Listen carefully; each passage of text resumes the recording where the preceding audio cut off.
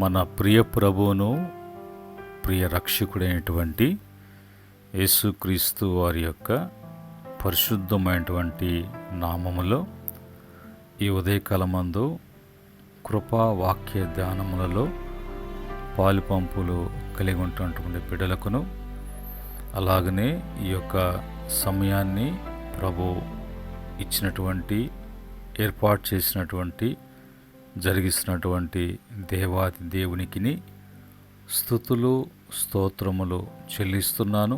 అలాగనే ఆయన బిడ్డలైనటువంటి మీకు అందరూ కూడా ప్రభు పేరట వందనములు, ప్రభు పేరట శుభములు. ఈ యొక్క సర్వశక్తిమంతుని యొక్క కృపా పరిచయల ద్వారా సర్వశుభములు మీకు తెలియచేస్తున్నాను. ప్రియమైన దేవుని బిడ్డలారా, ఈ ఉదయకాలమందు దేవుడు మనకై ఇచ్చినటువంటి వాక్యమును చదువుకొని ప్రార్థనాపూర్వకంగా వాక్యమును ధ్యానం చేద్దాం. పరిశుద్ధమైనటువంటి బైబిల్ గ్రంథములో నుంచి మరి మత్తయి సువార్త 6వ అధ్యాయము 6వ వచనములో ఉన్నటువంటి మాటని చదువుకొని ప్రార్థనాపూర్వకంగా వాక్యమును ధ్యానం చేద్దాం. ఈ సమయంలో దేవుని యొక్క మాటలను నేను చదువుతున్నాను. నీవు ప్రార్థన చేయనప్పుడు నీ గదిలోనికి వెళ్ళి తలుపు వేసుకొని రహస్యమందున్న నీ తండ్రికి ప్రార్థన చేయము. అప్పుడు రహస్యమందు చూచుచున్న నీ తండ్రి నీకు ప్రతిఫలమిచ్చును. మా ప్రేమగల ప్రియ పరలోకపు తండ్రి, పరిశుద్ధుడా, మీకు వందనాలు. ఈ యొక్క ఉదయకాలమందు మీ మాటలను మేము ధ్యానం చేయుచుండగా మీ యొక్క ఆత్మ నడిపింపును సహాయమును వివరించి బోధించమని యేసుక్రీస్తు నామములో అడిగి వేడుకుంటున్నాము తండ్రి, ఆమేన్. ప్రియమైన దేవుని బిడ్డలారా, ఈ సమయంలో ఇది యేసు ప్రభువారు స్వయాన కొండ మీద ఆయన చేసినటువంటి ప్రసంగములలో మరి ఆయన తెలియజేసినటువంటి కొన్ని విషయాలలో ఆయన ముఖ్యంగా ప్రార్థన గురించి ప్రభు తెలియచేశారు. ఈ ప్రార్థన అనేది మరి నీ గదిలోనికి వెళ్ళి అని అంటాడు. రెండోదిగా రహస్యమందున్నటువంటి నీ తండ్రికి చేయవలసినటువంటి ప్రార్థన అంటారు. ఈ క్రమము నీ జీవితంలో ప్రార్థన, ఆ ప్రార్థన నీ యొక్క గదిలో, అది ఆ గదిలో ఎలాగా రహస్యమందున్నటువంటి తండ్రికి ఈ యొక్క ప్రార్థన నువ్వు చేసినప్పుడు ఆయన రహస్యమందు చూచుచున్న నీ తండ్రి నీకు ప్రతిఫలమిచ్చును అనేటువంటి మాట ప్రభు తెలియచేశారు. ఇక్కడ మనం ఈరోజు ధ్యానం చేయబోతున్నటువంటి మాట ఏంటంటే రహస్యమందు అనే మాట. యేసు ప్రభు వారు అక్కడ ఆయన ఆ మాటను వాడటం జరిగింది. రహస్యమందు అనే పదానికి తెలుగు అర్థము ఎవరు చూడని చోటు, ఏకాంత స్థలములో, గోప్యముగా, మనుషులకు తెలియకుండా దేవునితో ఒంటరిగా ఉండేటువంటి స్థలములో అనేది రహస్యమందు అనటానికి ఉన్నటువంటి అర్థము, భావం. ఇది మరి రహస్యమందు అంటే ప్రజలకు కనబడే విధముగా కాకుండా దేవునితో వ్యక్తిగతంగా మరియు ఏకాంతంగా ప్రార్థించుట అనేటువంటి అర్థము పలుకుతుంది. కనుక రహస్య ప్రార్థన అనేది వ్యక్తిగత ప్రార్థన, ఏకాంత ప్రార్థన దేవునితో సహవాసము, హృదయపూర్వకమైనటువంటి ప్రార్థన, దేవునికి ఇష్టమైనటువంటి ప్రార్థన. ఇది మన జీవితాల్లో కలిగి ఉండాలి అని యేసు ప్రభువారు స్వయంగా చెప్పినటువంటి మాట. రహస్యమందు చేసిన ప్రార్థన బహిరంగంగా ఆశీర్వాదమును తెస్తుంది. మనుషులకు కనబడని ప్రార్థన దేవునికి స్పష్టంగా మరి కనబడినటువంటి ప్రార్థన, మనుషులకు కనబడని ప్రార్థన దేవునికి స్పష్టంగా వినబడుతుంది.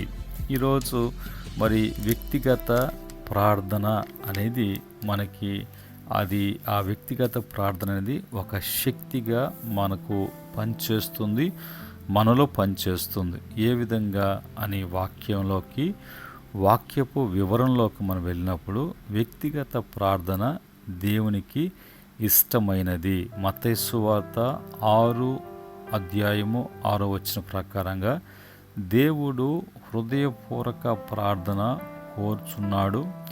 ప్రదర్శన కోసము కాకుండా దేవుని కోసం ప్రార్థన చేయాలి అనేది ఆ వచనములో ఉన్నటువంటి వివరణ భావం.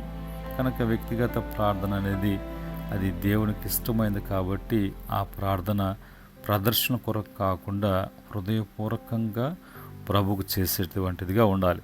రెండవదిగా వ్యక్తిగత ప్రార్థన ఆత్మీయ బలమును ఇస్తుంది. యెషయా గ్రంథము 40:31 ప్రార్థన ద్వారా నూతన బలము పొందుతాము. శోధనలలో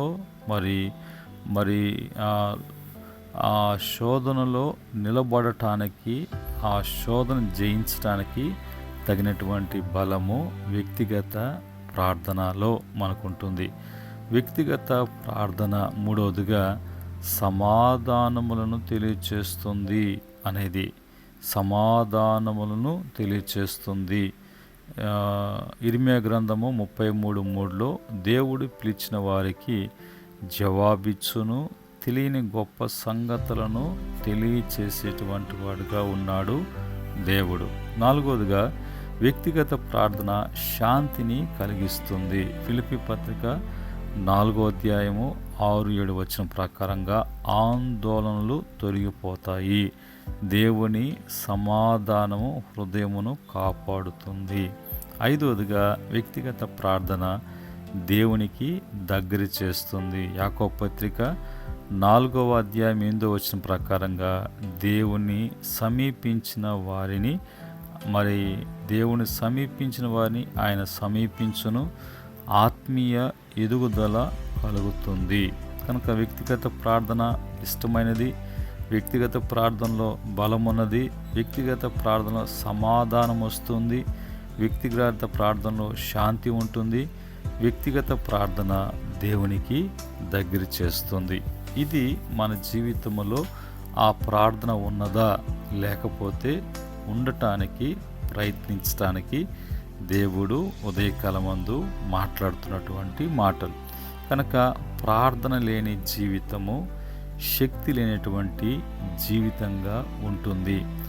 ఏకాంత ప్రార్థనలో పొందినటువంటి బలము బహిరంగ జీవితములో విజయముగా కనిపిస్తుంది. ప్రార్థన మన సమస్యలను చిన్నవిగా, దేవునిని గొప్పగా చూపించేటువంటివిగా ఉంటాయి. వ్యక్తిగత ప్రార్థనలో మోకాలపై నిలిచినవాడు జీవితంలో నిలబడతాడు. ప్రార్థన మనల్ని దేవునికి దగ్గర చేస్తుంది అనే మాట మనము తెలుసుకోవాలి. ఆ విధంగా ప్రార్థన పరలోక ద్వారాన్ని తెరిచేటువంటి ఒక తాళము అనేది మన గ్రహింపులోకి రావాలి. ఈ క్రమంలో బైబిల్లో అనేక మంది వ్యక్తిగత ప్రార్థన చేశారు. ఆ వ్యక్తిగత ప్రార్థనలో హన్నా జీవితంలో కానీ, దానియేలు జీవితంలో కానీ, హిజ్కియా జీవితంలో కానీ, యోనా జీవితంలో కానీ, ఏలియా జీవితంలో కానీ, అలాగనే మనకు మాదిరిగా చూపించినటువంటి యేసుక్రీస్తు వారి యొక్క జీవితంలో కూడా ఆ వ్యక్తిగత ప్రార్థన ఉన్నట్టుగా ఆయన చూపించాడు, అలాగ నడిపించాడు. కనుక అన్నా నుండి చేసినటువంటి ప్రార్థన ఆ కన్నీటి ప్రార్థనకు సమాధానం వచ్చినట్లుగా, దానియేలు చేసినటువంటి ప్రార్థన బట్టి ఆ నమ్మకాన్ని బట్టి ప్రభు కార్యం జరిగించినట్లుగా, హిజ్కియా చేసిన ప్రార్థన అతని పరిస్థితుల్ని మార్చగలిగింది. యోనా చేసిన ప్రార్థన కష్టాలలో నుంచి బయటపడటం జరిగింది. ఏలియా చేసిన ప్రార్థన విశ్వాసంతో చేసినటువంటి ప్రార్థన బట్టి అద్భుతాలు జరిగాయి.